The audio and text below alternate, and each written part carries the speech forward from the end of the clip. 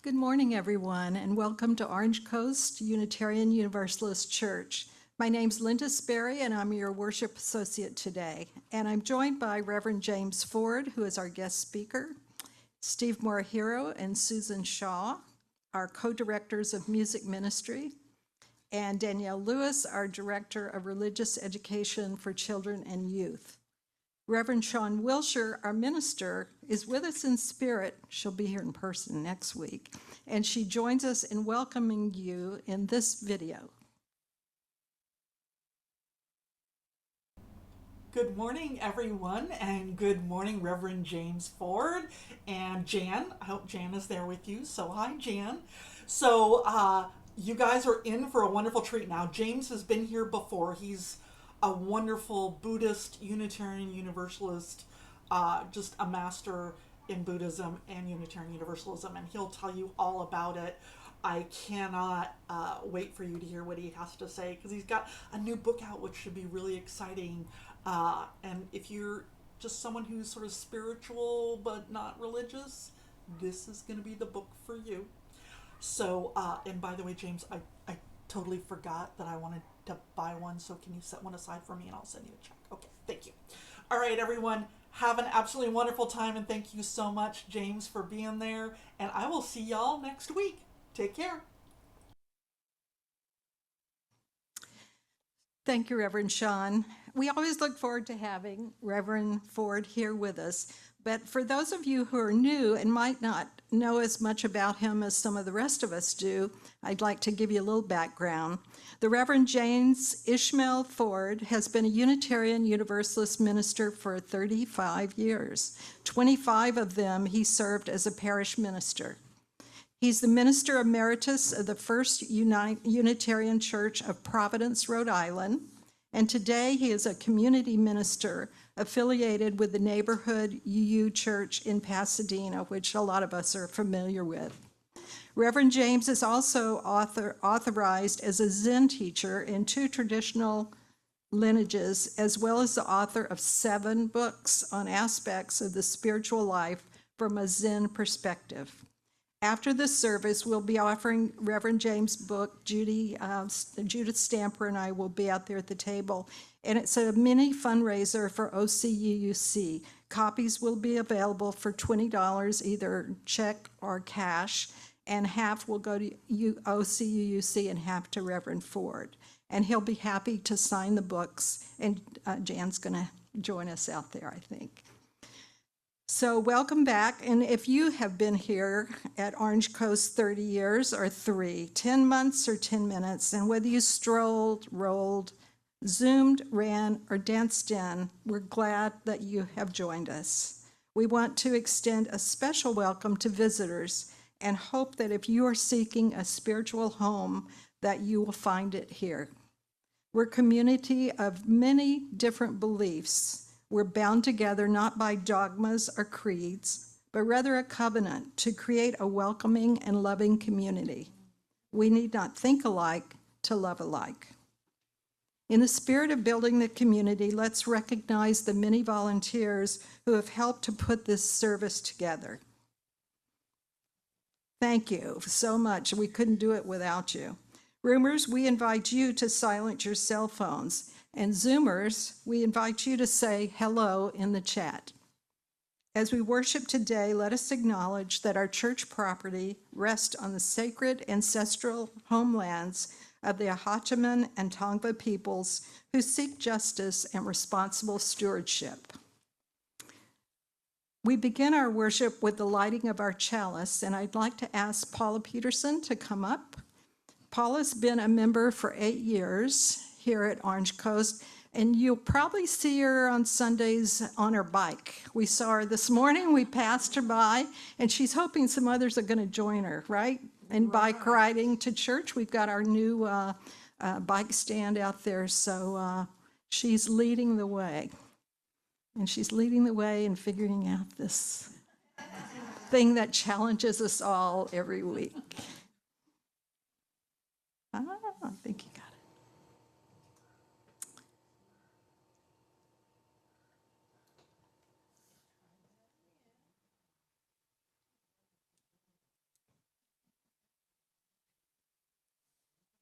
Let's join together and say our unison affirmation together.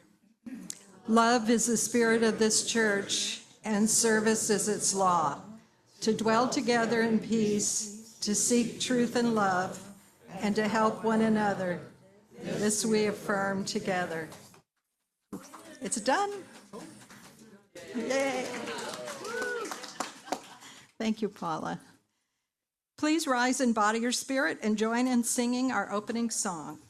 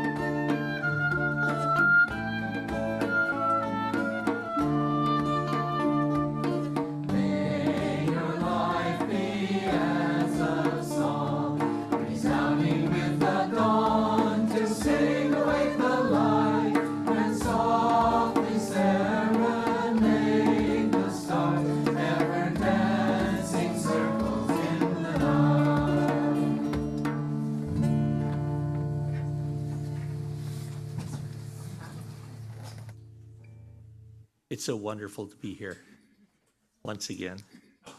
I think about the 1,000+ congregations gathering around the continent, really around the world, if we talk about our cousins and related traditions, roughly at this hour in our time zone. All of us, those circling stars, all of us looking for something powerful that we can find only by coming together. The mystery of our reality made full in our presence to each other. These are hard, hard times right now. The world is in turmoil.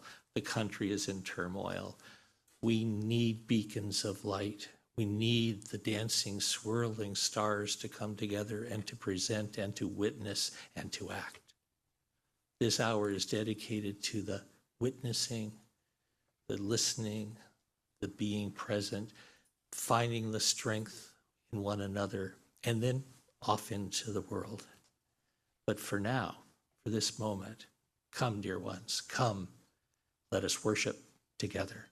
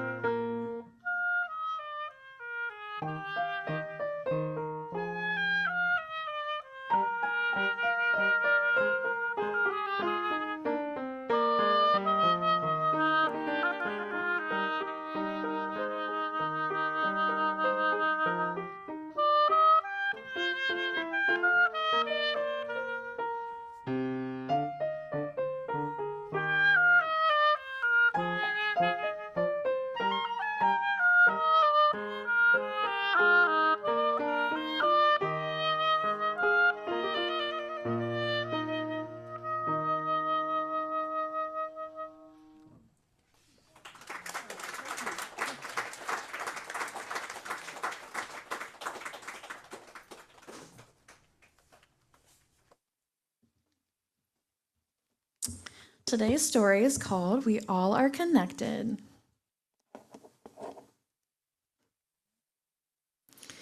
We all live on one blue dot spinning in space. We all are a part of one human race. We have hopes and dreams and love in our hearts that are stronger together than when we are apart. So why all the fuss to compete and compare when it feels so much better to connect and to share? We can share when we're sad or down in the dumps. We can share our joys, give high fives or fist bumps. We all, when we're seen and heard, our trust blooms and grows. We are all connected. Kindness ripples and flows. Let's speak up for others, including and embracing. We make mistakes. We give each other grace. We have more in common than we may believe. We are connected. We are loved. We all grieve. We can celebrate differences, lend a hand, learn from each other, and take a stand. We are all connected. Let's raise our voices. We can work together to make brave choices. Protect the water, care for land, respect all beings. The earth is grand. Nature gives her bounty. She is gentle yet mighty, stands in all of her force, preserves her beauty. Let's look under rocks and explore vast skies, honor the mountains and chase butterflies. Let's go hunting for rainbows, plant more trees, grow a garden and be friends with the bees. The earth is our home and needs our care. We all play a part, we all breathe the same air. We belong to the earth, it is not ours. We all are connected, we are made of stars. We all are connected, take care of each other, take care of the earth. We all are here together. I ask you all to join us as we sing our children out.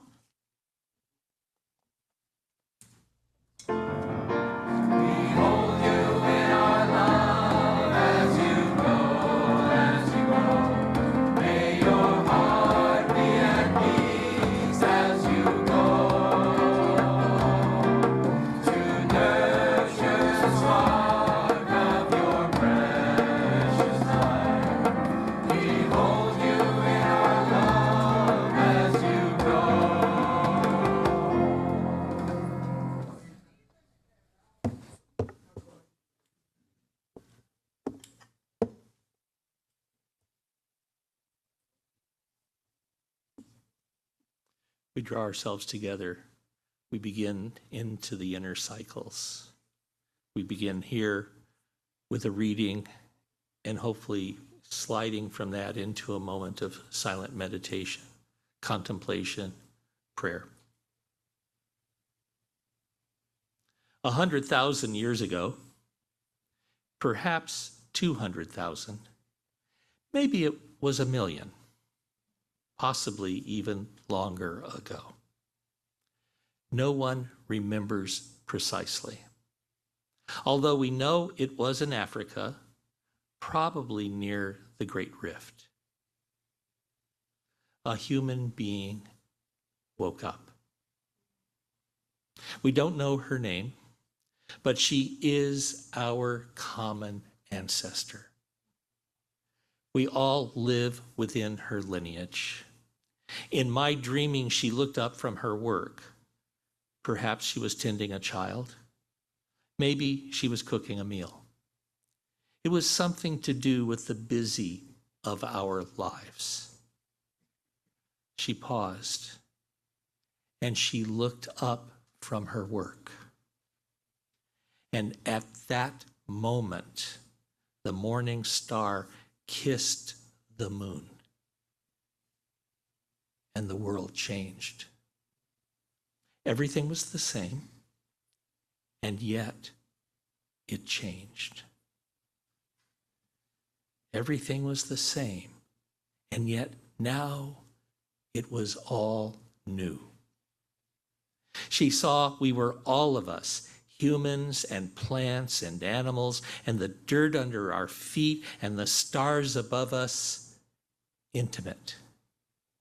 More intimate than words can convey, although the poets can come close. The major project of those aspects of cultures we call religions are mostly about cultural cohesion, definition, and boundaries. But at the same time, there has always been that aspect of religion concerned with the deep. Call it mystical. Call it the spiritual within religions. It is as natural can be. Common, perennial, intimate human encounter.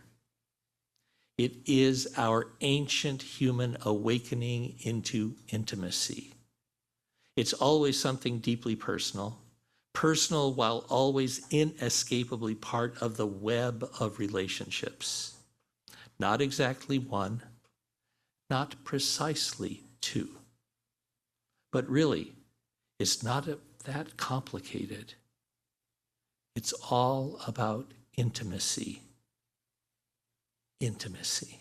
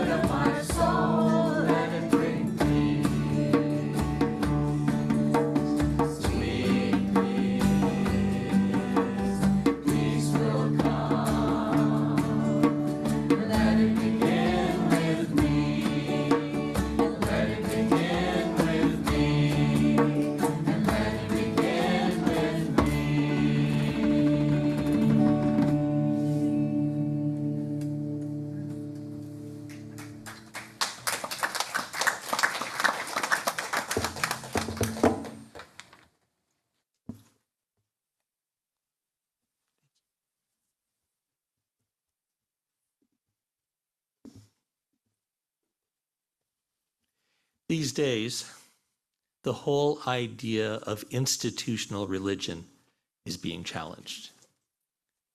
You may have noticed. Certainly here in the United States, certainly in most of the global North, over the coming decades of the 21st century, much of what in America has been called mainline Protestantism will at the very least be radically reduced. Many religious institutions hang by a thread. Some venerable denominations may fully disappear this century. Even the Christian sects of this country that are growing are in fact simply winning the larger percentage of a shrinking demographic. Today, the fastest growing demographic in the United States is, as many of us know, none. As in, none of the above.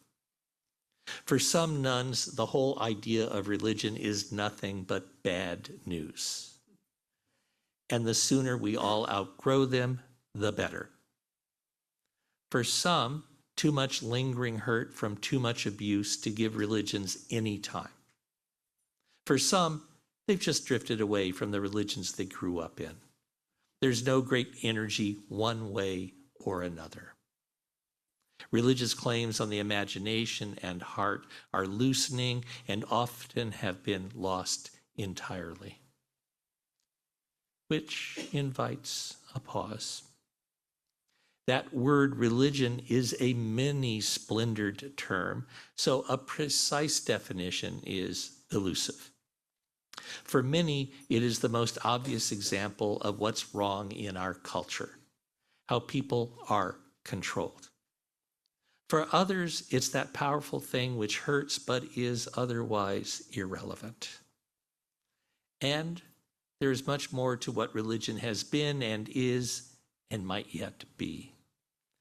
I believe a functional definition is that religion is traditionally that part of a culture concerned with meaning and purpose.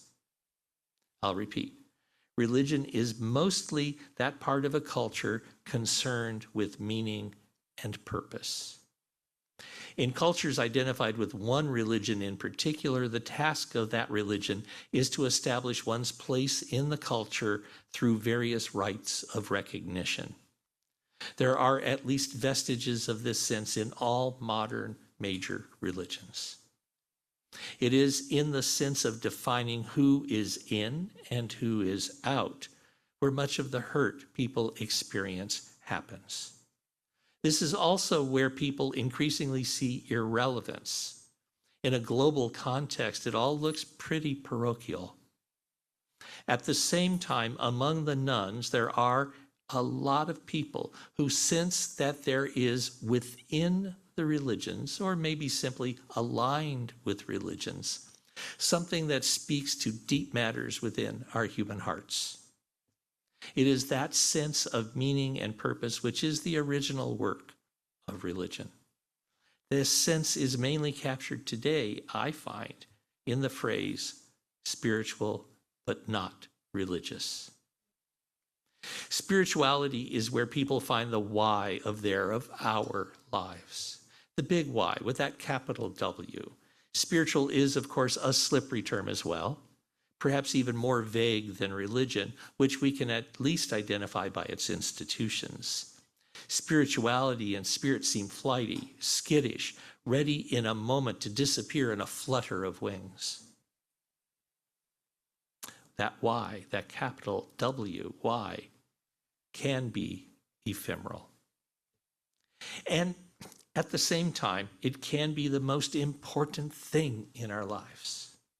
Reasonably, perhaps, etymologically, spiritual means breath, and spirituality is concerned with those parts of religion that seem to enliven us. Spiritual is evocative, but also elusive. It is fair to say spirituality is about those aspects of our lives that bring meaning and depth to who we are and how we live. As I dig deeper into spiritual but not religious, I see three different groupings for whom the term fits. No doubt there are further nuances, but these seem particularly to the point. They're all united in suspicion of religious institutions, whether church or temple or mosque. But each has differing ways of engaging what that enlivening, that spiritual, might mean.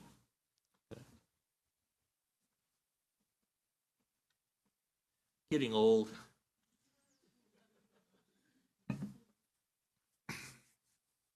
The first group, it's deeply suspicious of religious institutions, but they are interested in the various spiritual claims, especially as began to coalesce in the latter 20th century as New Age.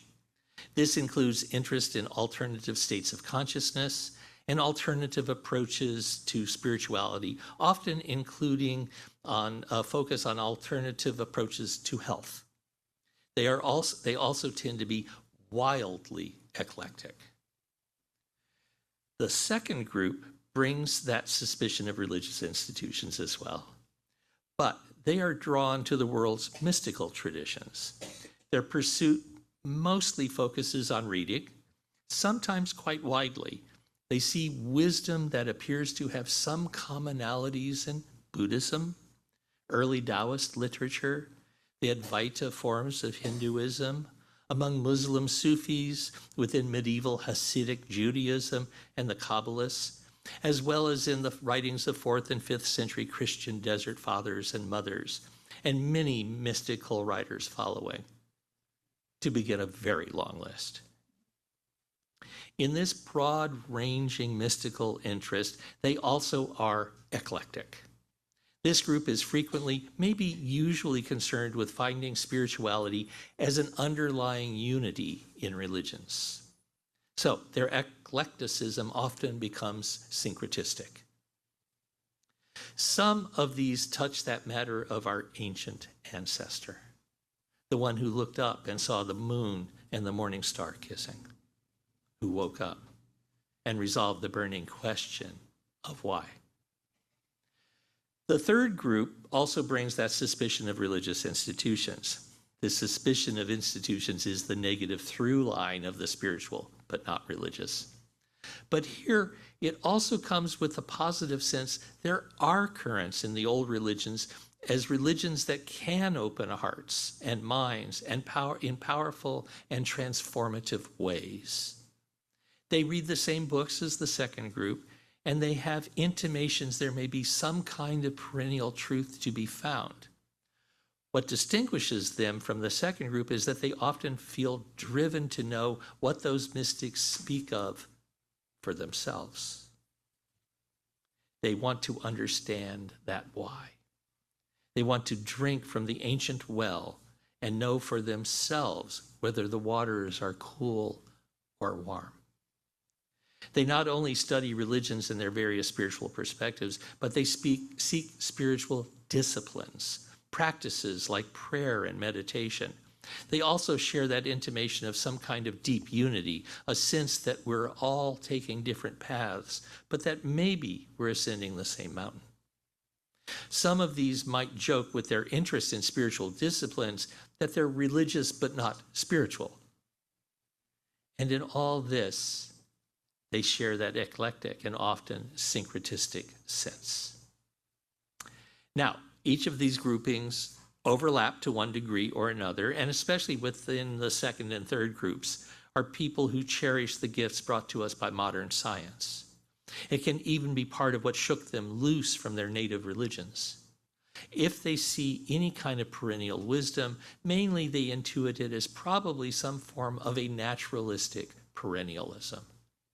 The perennial here is understood as some heart wisdom common to our humanity, but often as some natural thing where probably no specific tradition could get it entirely right. It is both a critical approach and an approach that can be humble and deeply curious. There are many, and I count myself among those, who intuit some deep spiritual calling. But at the same time, we see it all occurring within a broad and generously understood natural world. Human religious institutions are where the teachings tend to reside. This even seems important. Institutions are the repositories of the stories, the traditions, and the disciplines. And they are subject to all the same limitations of any other natural thing. Religious institutions are all flawed, in case you didn't notice. And too often the needs of the institution obscure or even perversely hide that spiritual insight. That story about our first ancestor, the details come from the dream time. But awakening, that is our common inheritance as human beings. It comes to us in dreams, it comes to us in the waking night, it comes to us in the moment. This moment. It is the great gift. What it means has been reflected on for lifetimes. The most important thing has been our own understanding. But a second question has been, how does this happen? How do we best understand it? Out of this, we have told ourselves stories. These stories become the foundation points of many religions, or at least it seems like that. People have approached the matter in many, many different ways. In the West, Plato and Aristotle both wrestled with the questions of a possible perennial wisdom, as have many since. In the 15th century, Marsilio Ficciano argued that there was an underlying unity to the world's religions, and one of his students coined the term for it, the Philosophia Perennius, the perennial philosophy. People have argued for some kind of perennialism ever since. At this point in my life, the issue is this. While I do believe in a form of religious perennialism, it is what I see as the spiritual within religions and what I am calling a naturalistic perennialism. I believe there are currents of religion that are rooted in our biology, and as something natural, it is something that people can find within all religions, and actually, I find in the heart birthing of all religions. While I hope it would therefore be obvious, the deep current should be available without any religion at all. It comes with our birthing into the human world. There are a number of these universal currents. Some go toward ethics, what I see as an intimate sense of the fair, a sense that all things should be harmonious. What is good for the goose is good for the gander, kind of proto-morality. This is confusingly coupled with a deeply held desire to get one up, and with that, an inclination to cheat. I believe pretty much all religious ethics arise out of these two things existing in tension. Rather, more important is what rests at the heart of the mystical, and by mystical I mean quite narrowly, an apprehension of a root to all our individual consciousnesses. And this is something important. It is this intuition that guides our actions. It is what inspires our personal ethics. It is what inspires us to reach out for one another. It is why we care for those who are not immediately related to us, because we see deeply and truly we are all of us related. The unpacking of that is the work of a lifetime. And there's another thing about this naturalistic perennialism relevant to this reflection. It appears the universal needs grounding. Our wisdom, our wise hearts appear only ever encountered within some specific. So, there is no enlightenment. There is only our personal encounter with intimacy. And at the same time, we are constantly in danger of following our own appetites, that getting a personal edge, even when we know fairness in our bones and marrow. By consciously binding ourselves to a tradition, we are instead constantly challenged about our own views about any given thing. Magic happens when we take the tradition seriously. I do see awakening happening without any particular tradition being at the heart of it, and awakening itself does just happen. It's natural. It arises where it wants. Still, living into it, growing deeper, making a life with our discovery of our intimate boundlessness usually calls for an alignment with a tradition. And this is where Zen enters the picture. But that's the book. Maybe you'll want to buy it later. I hear there's a small fundraiser for the church if you do so today. For us here, a small invitation. And it's about this tradition, Unitarian Universalism, and our own peculiar naturalistic spirituality. Just notice our hearts, just notice our gatherings, and maybe dig a bit into the traditions, especially how we don't have to take them literally, but if we take them seriously, we may well find an awakening. Each of us can find our own individual discovery of what it means to see, to witness, to become one with the moon kissing the morning star. Maybe we can discover the flames descending in our own Unitarian Universalist way and discover our own spiritual way. Amen.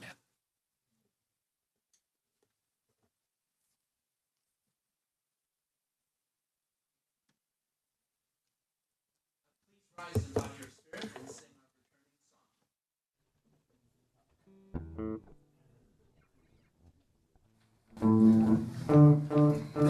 song.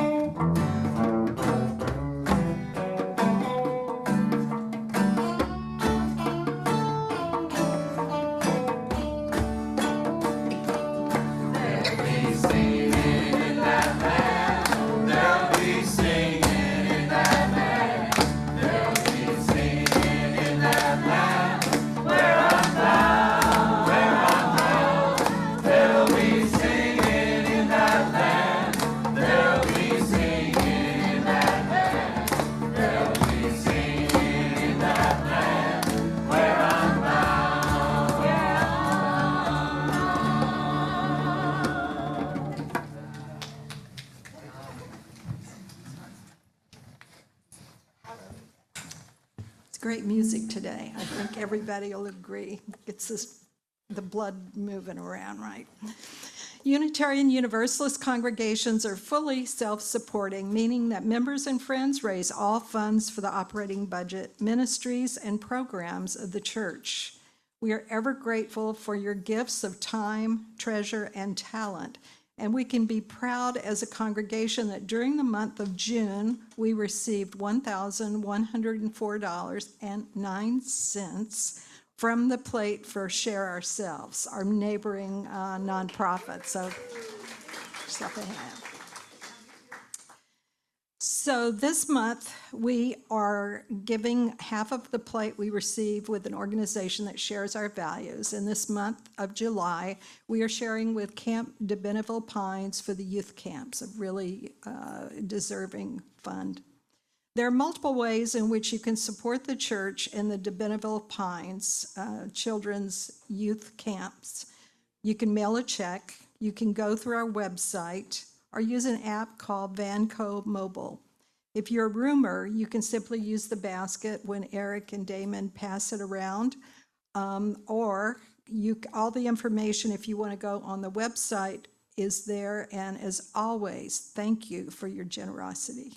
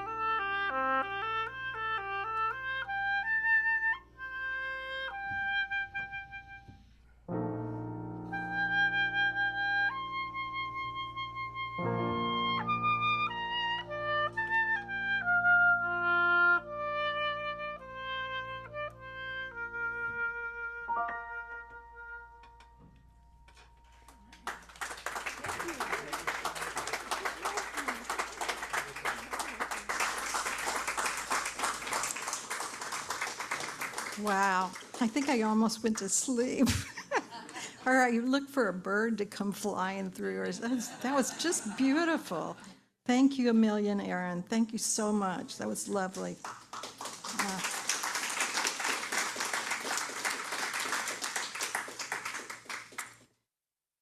So please let us join together as we sing "We Gather Together," a song that expresses our gratitude for the gifts that we share, and it puts our intentions into words. Ready? Gather together, we gather as one, for peace, love, and justice for everyone. We give from our hearts to show that we care. We can change lives with what we share. Ready? Now is the time that we honor the important events and people in our lives. We invite all of you to participate in this weekly ritual called Joys and Sorrows. I'd like to ask Lori Kluge to come up, as she is one of our pastoral care team members, to help assist. If you come today holding something close to your heart, moments from the last day, week, or hour that have struck you at your core, we invite you to be a part of this weekly ritual. If you're a roomer and you would like to honor a profound joy or sorrow, we invite you to light a candle here in front. If you'd like to share your joy or sorrow in writing, Eric or Damon will raise your hand and they will bring you a slip of paper. You can write down your joy or sorrow and hand it to me here in the front, and I'll read it out loud. If you're a Zoomer and have something you want to share, you're invited to write your joy or sorrow in the chat. And Lori will light a candle for you, and I believe Craig's going to help me out with looking at the chat to identify who has joy or concern to share. As the music is played, please come forward.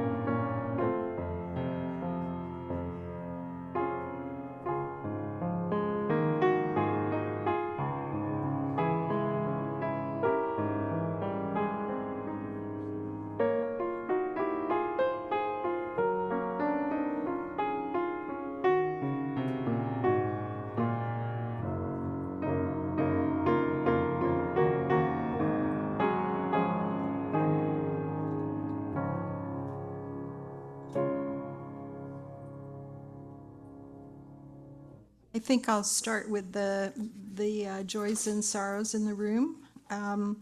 Dolly Duran, who is not here, or Dolly D, who is not here today, but I hope she's on Zoom, says, "Thank you all for your well wishes. They are appreciated more than you know. And not doing very well, but hoping for improvement, Dolly." We all wish her the very best. From the pastoral care team, our condolences to Ralph on the passing of his former wife, Ethel Haller. So Ralph's with us today in the RE area. From Sandy M, Sandy is grateful to Pat L, who's back there in the back, for donating the pretty orchid plant to be used the 2 Sundays Sandy is away. She's taking a break, she and Don on a little vacation. Thank you, Pat. Carol Rohr, who's sitting right by Pat back there, has a sorrow on the sudden passing of a dear family friend of 25 plus years. He will be truly missed. Dave and Katria C say, have an other, I guess it is, of thanks to Reverend Dr. Karen Stoyanov, who's sitting right here, for presiding at our wedding 18 years ago tomorrow. And she presided at our wedding too, wherever he is. There he is right there. So she gets around with these weddings, you know. And from Elizabeth K, "It's a small world. Tom Lockery bumped into my sister at Camp Elliott in Washington." He and Nancy are up there, "ever connecting the interdependent web of all existence." That's great. You never know who you're going to run into, right? Craig P has a joy. His father, Ed Preston's recovery from hip replacement surgery, and my chance to visit him soon in Fairfax, Virginia. And Gabrielle has a sorrow, and this is something I'm sure we all share, the victims of the Texas floods and their loved ones. It's such a sad story. I guess they're still finding victims. It's just heartbreaking. This is from Judith, a joy.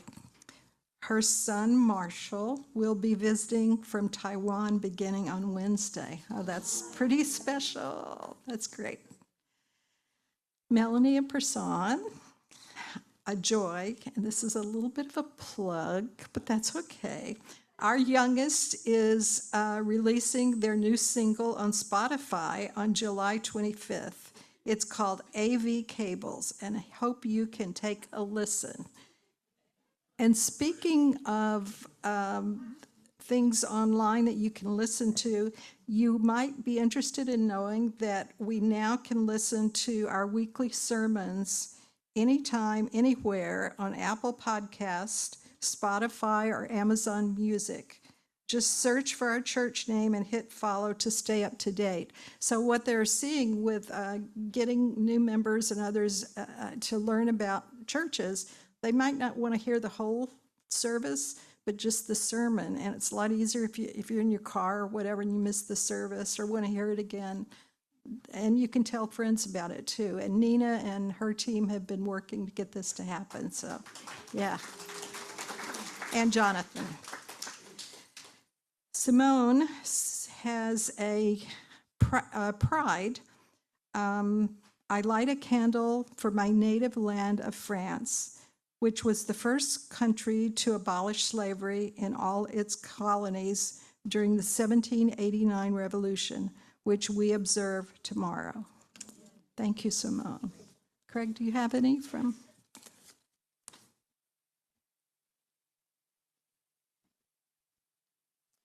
We have two, I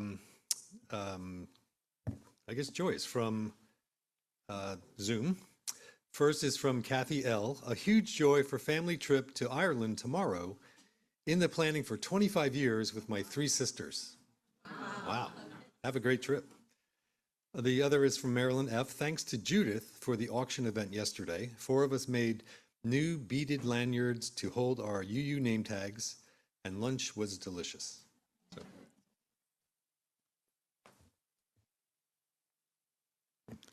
Let us hold in love all the joys and celebrations, all the hurts and sadness, whether spoken or unspoken.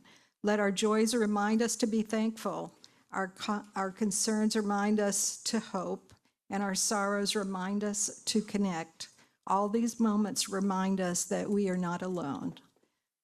Now, we're going to, you're not going to do, you're done, right?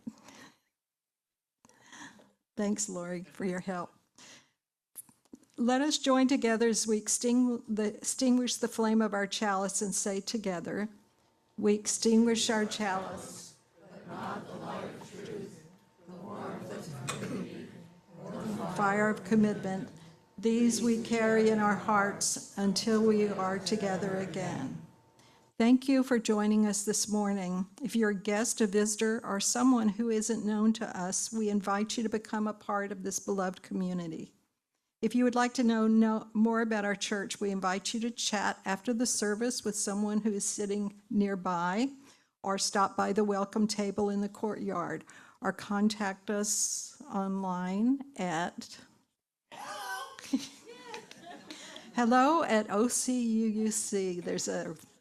There's an echo over in the other side of the room. Zoomers are welcome to stay after and chat with one another online. We want everyone to feel a part of this beloved community, so please reach out and we'll help you to get connected. So we have some announcements today. A work party's coming up. Don't forget about the building dedication. That's a lot of you have been contacted, if you're a donor, by myself to verify if the name is correct, the way you want to be listed on the plaque, the donor plaque in the new building. If you haven't gotten back to me, if you don't mind doing so as soon as possible, that would be great. So we can make sure every name's spelled correctly and so forth and so on. I think that's it. Benediction, Reverend Ford. So wonderful to gather together. This hour draws to a close. I hope you've noticed people around you, Reverend Karen, good grief, the venerables among us, kids, young and old, all of us together hinting at some mysterious reality that we've spoken of, that we've sung to, oh my goodness, the music, that we have found together in this hour. But this hour is a first step. We move from here into the next step, that is to be of use in this world. So in this mystery of the joining of these things, of our gathering together, of our listening, of our interacting, of our just being with, and in the certain knowing that we are some mysterious, powerful force to move into this poor, hurt, struggling world, to be possibilities for something better. In that spirit, in all that complexity, it's time. Let us depart in peace and with maybe just a hint of unrest.